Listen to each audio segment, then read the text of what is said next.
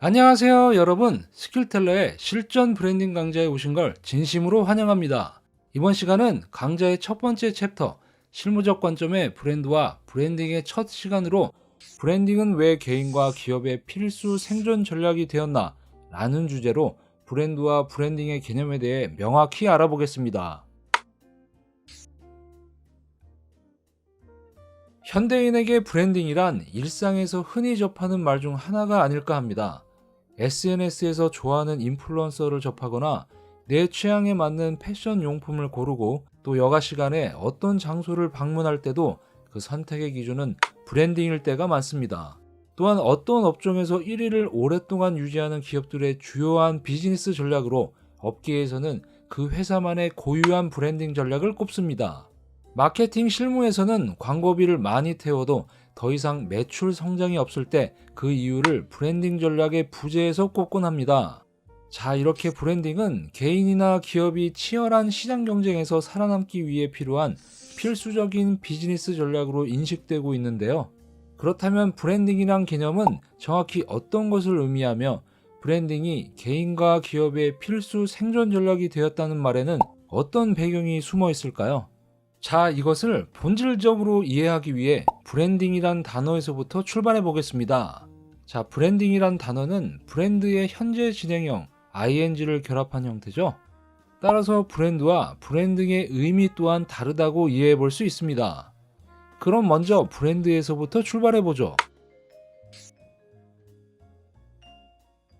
브랜드는 중세 노르웨이어 브랜더라는 단어에서 유래되었다는 말이 있습니다. 이 단어는 중세 유럽의 목장에서 가축 소유자를 표시하기 위해 가축에 불로 달군 인두로 목장 고유의 낙인을 찍는 행위를 뜻했습니다. 소나 양과 같은 가축을 유통하는 목장 입장에선 경쟁하고 있는 다른 목장 제품과 자신의 제품을 구별시킬 필요성이 있었던 거죠. 만약 시장의 가축 공급자가 자신이 유일했다면 필요 없었겠지만 여러 가축 공급자들과 시장에서 경쟁하기 위해선 본인의 제품과 경쟁 제품이 구별되어야만 했습니다. 즉, 이 표식은 제품의 출처와 품질을 알리기 위한 용도였으며 소비자들이 품질이 검증된 제품을 선택할 수 있도록 돕기 위한 상표의 초기 형태로 볼 수 있습니다. 이렇듯 브랜드의 어원이 탄생한 배경에는 시장 경쟁이라는 본질적인 환경적 배경이 있었습니다. 이렇게 나의 것과 타인의 것을 구별하기 위한 상징으로 출발한 브랜드의 모습은 비단 상품의 영역뿐만 아니라 다양한 분야에서 찾아볼 수 있었는데요. 상인들의 조합이나 가문, 군사, 정치 집단 등에서도 우리는 쉽게 브랜드의 모습을 볼 수 있었습니다.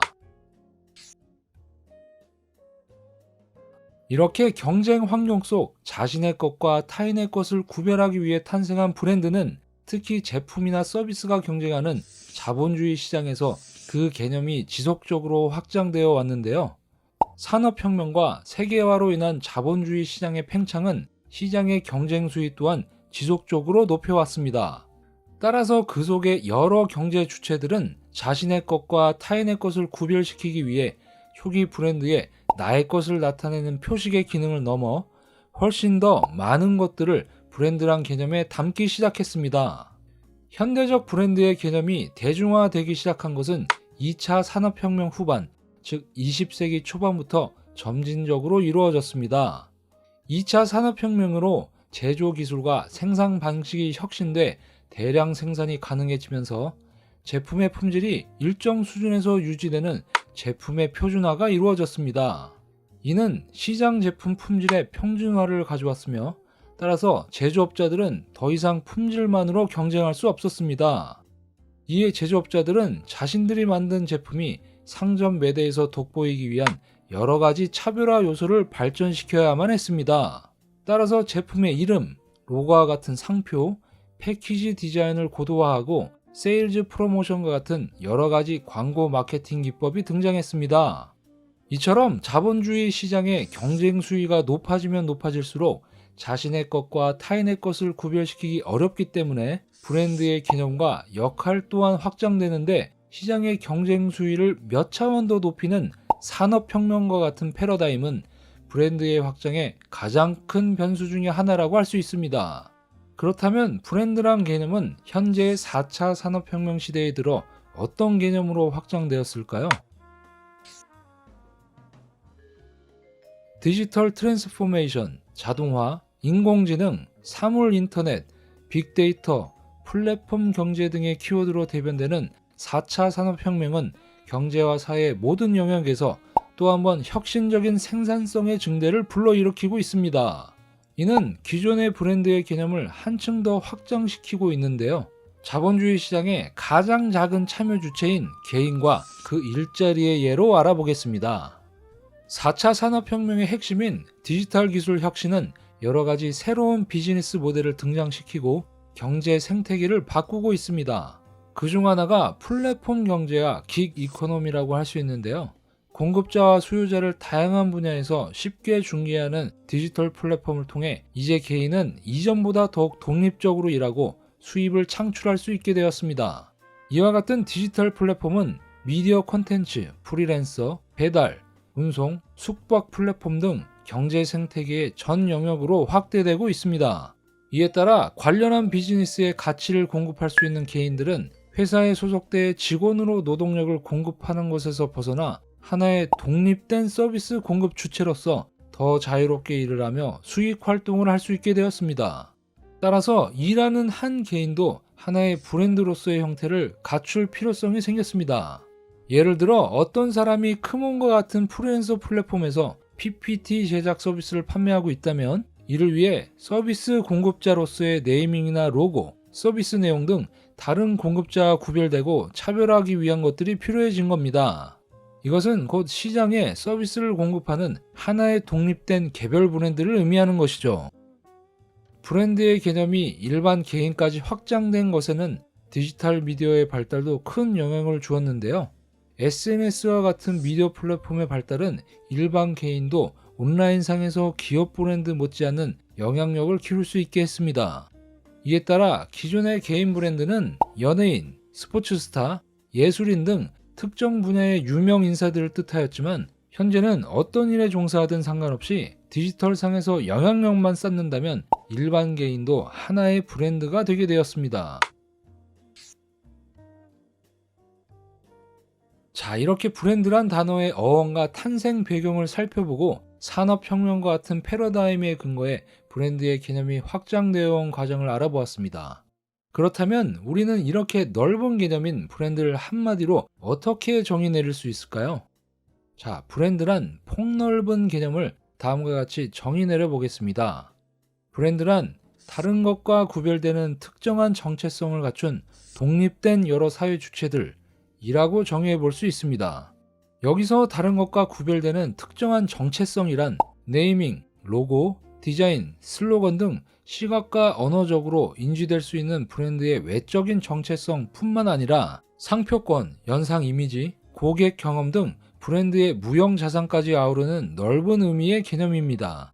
또한 이러한 특정한 정체성을 갖춘 여러 가지 독립된 사회 주체들이란 예를 들어 연예인, 아티스트, 스포츠 스타 및 인플루언서 등의 개인과 제품이나 기업, 단체나 협회, 도시나 국가 등 위에서 설명한 특정한 정체성을 갖춘 사회의 여러 주체들을 뜻합니다. 만약 어떤 사회 주체가 이러한 기본적인 정체성을 전혀 갖고 있지 못한다면 우리는 그것을 브랜드라고 부르지 않습니다. 예를 들어 상표권이 없는 모조품, 로고나 네이밍이 없는 샘플 제품 등을 브랜드라 부르지 않는 것과 같은 이치죠. 자, 이렇게 브랜드란 폭넓은 개념을 최대한 간단하게 정의 내려 보았는데요. 그럼 이 브랜드에 ing를 붙인 브랜딩은 어떤 의미가 있을까요? 브랜딩이란 바로 이러한 특정한 브랜드의 정체성을 바탕으로 브랜드 주체를 상대방에게 다른 것과 구별되게 인식시키기 위한 모든 활동을 총칭합니다. 이 브랜딩이란 활동은 크게 두 가지로 나누어 볼 수 있는데요. 특정한 정체성을 구축하는 일과 이러한 정체성을 상대방의 머릿속에 고정된 이미지로 만드는 것으로 나누어 볼 수 있습니다.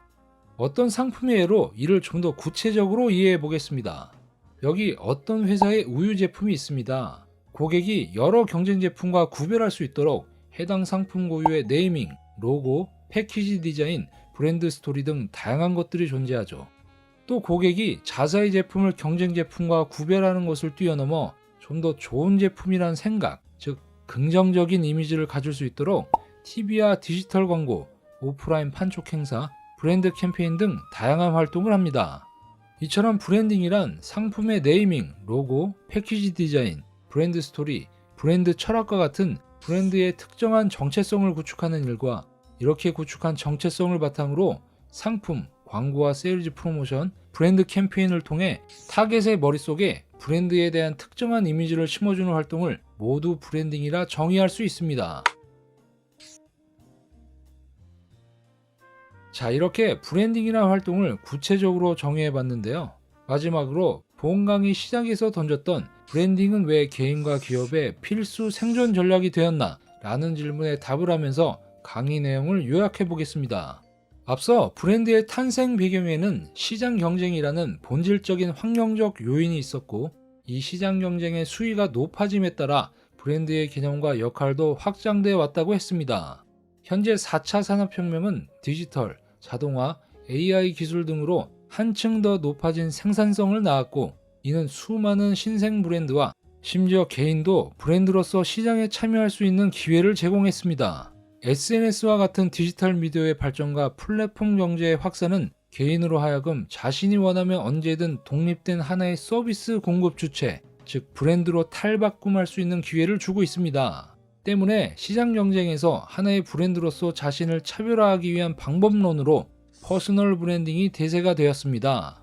허나 이는 개인에게 브랜딩이 왜 필수 생존 전략이 되었냐에 대한 답이 되지 못하는 것 같습니다. 그것에 대한 더 본질적 이유는 우리 사회의 구조적 문제점에 있는지 모릅니다. 저성장, 경기 침체로 인한 고용 불안정과 초고령화 같은 사회 구조적 변화는 개인에게 생존을 위해 회사의 소속원이 아니어도 가치를 판매할 수 있는 하나의 독립된 경제 주체로서의 삶을 강조하고 있습니다. 즉, 수명이 길어진 현대의 개인에게는 회사원과 같이 타인 소유 브랜드에 종속되어 일하는 것보다 자신의 브랜드를 갖는 것만이 장기적인 생존을 꾀하는 일이 된 것입니다. 그럼 기업에게 브랜딩은 왜 필수 생존 전략이 되었을까요? 4차 산업혁명의 기술로 높아진 생산성과 시장 경쟁의 과열은 소비자의 선택지를 무한히 넓히고 있습니다. 특히 현대에 들어서는 산업 간의 경계가 무너지는 빅블러 현상, 즉 커피 회사가 금융 투자를 하고 유통이나 제조 회사가 OTT 시장에 진출하며 정보통신 기업이 금융업에 뛰어들고 있습니다. 여기에 더불어 미디어의 발달은 소비자에게 선택에 대한 무한한 정보를 공급하고 있습니다.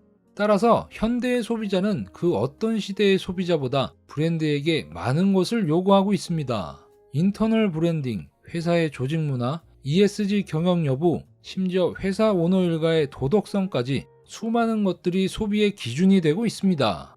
따라서 브랜딩의 활동 영역 또한 매우 넓어지고 깊어지는 추세에 있으며 광범위한 기업의 거의 모든 활동을 소비자 인식 측면에서 다루는 브랜딩이 기업 생존에 있어 무엇보다 중요한 것으로 인식되고 있습니다.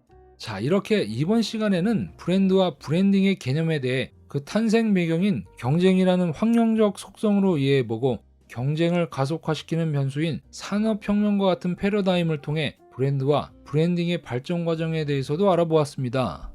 그럼 다음 강좌에서는 이러한 브랜딩 활동을 어떻게 해야 하는지 그 방법에 대해 알아보면서 브랜딩에 대해 좀 더 구체적으로 알아보겠습니다. 이번 시간도 수고 많으셨고요. 감사합니다.